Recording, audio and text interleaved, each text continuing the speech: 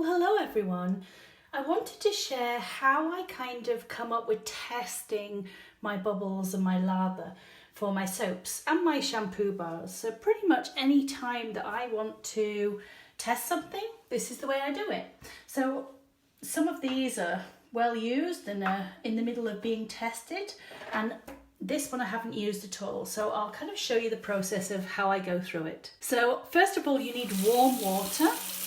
And actually you can't see a thing. So let me just move the camera. I do apologise for this. Hopefully you can see now. So let's start again. So the first time I use a bar of soap, I just kind of go around a few times and just get the water working on the surface of the soap. And you can see it's already producing plenty of bubbles.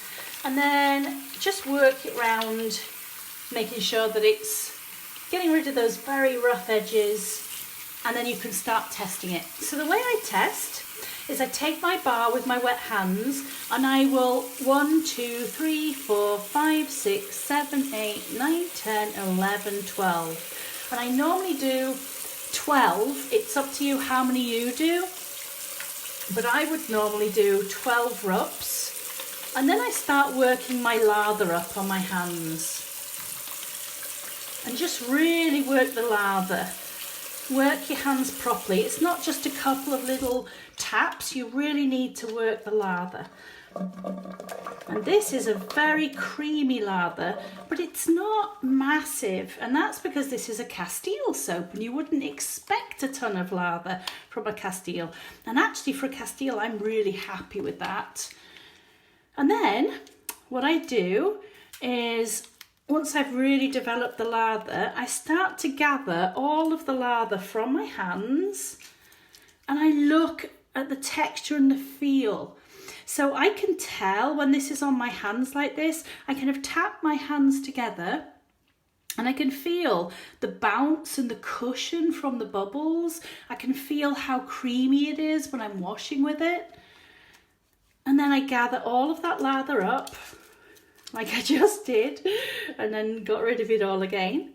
And then I put all of this lather onto one side. And I am actually going to put this on my work surface, and then I will come back to it. And I don't think you can see it from there, but there, you can probably see it now. I've just put a little pile on my work surface. So I'm going to do another one. And I do this with every single soap that I want to test. So let's just do another one. So this soap is very, very different. So again, get it wet first.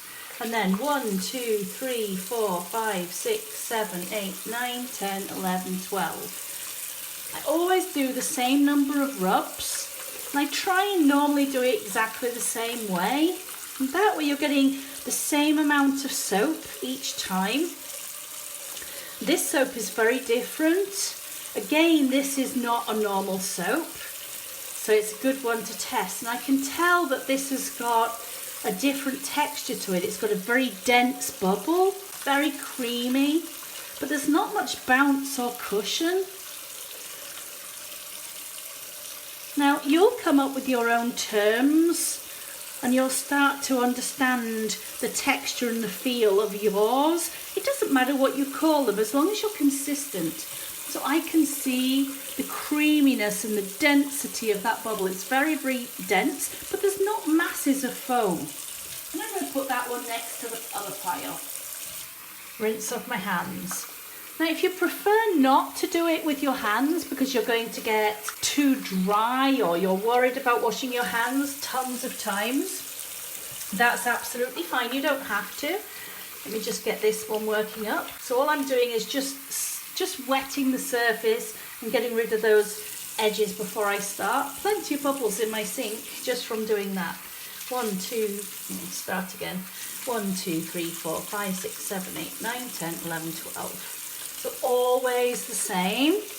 And then lather it up and start to work on the lather.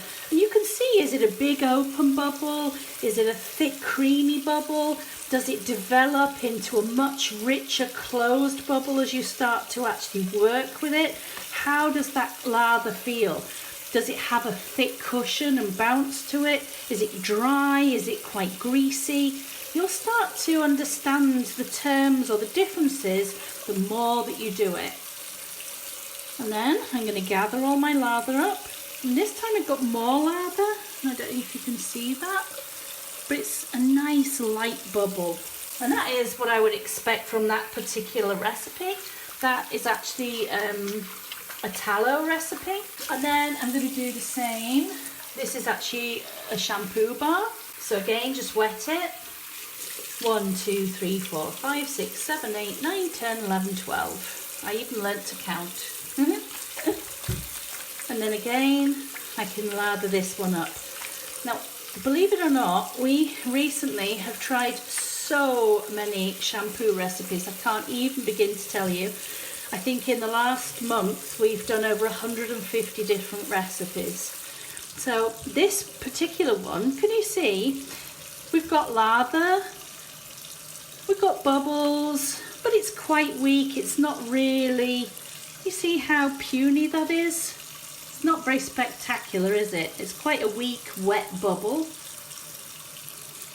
And when I put this into my pile, you'll see this particular one is going to start collapsing much faster than the other ones. I'll show you all of them at the end.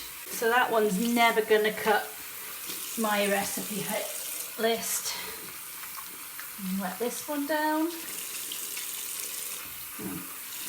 1, 2, 3, 4, 5, 6, 7, 8, 9, 10, 11, 12.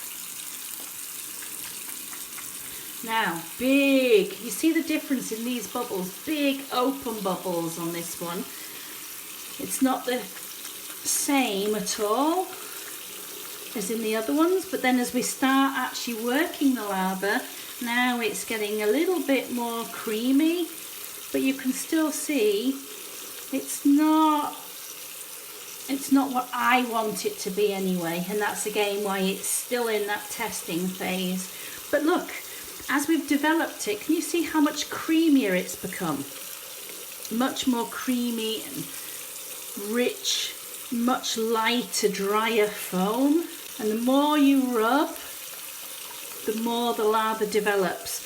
And with a shampoo, I always start by testing it on your skin first and developing the lather, but it's amazing how that lather can change and really develop once you actually start using it on your hair. And I think that's all I'm going to do because I've got more than enough here to showcase. So I'm hoping that you can see the lather piles that we've produced. So this was the first one, and you expect it to be fading a little bit because it's been there the longest, but can you see compared to the others how flat it is? And it's quite an open bubble. You can probably even see some of the bubbles bursting while you're watching. And then if we move to the next one, you can see this one, much more creamy, much denser bubble. Can you see the open bubbles on this one, whereas this is much creamier and denser? And then here, again, big open bubbles on it, quite flat. And then as we move to this one, remember this was the one that I said was a definite fail. Really lacking in lather, not very there. And you can see this very big open bubble structure. And then look at this one. Really dense, creamy bubble. You see how light that is? That's much, much better. So I can then see, even if I couldn't feel it at first, I can literally go along and compare one against another.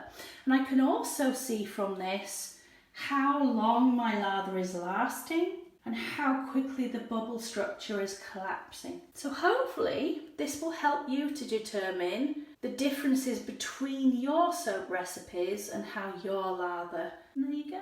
So that is my bubbles. Oh, it looks quite pretty when you see them in the mirror. Let me tell you a little story about these plants. Don't know if you can see these there. If I zoom out, you can probably see. So here, these plants here, I am not a green-fingered person at all. In fact, sad to say, if anyone gives me plants, they seem to die almost instantly. But these two plants I bought, and I actually had a couple of other ones that went with them. The ones that I watered all died almost instantly, and these two I basically forgot to water, and they have absolutely thrived. So the only water that these plants get is literally the steam from this bathroom, and they have flourished. So maybe it's a little tip for you. If you've got plants and you're not very green fingered, maybe if you leave them like me in the bathroom, they will grow too. I hope you've enjoyed the video, and I hope this will help you with your lather.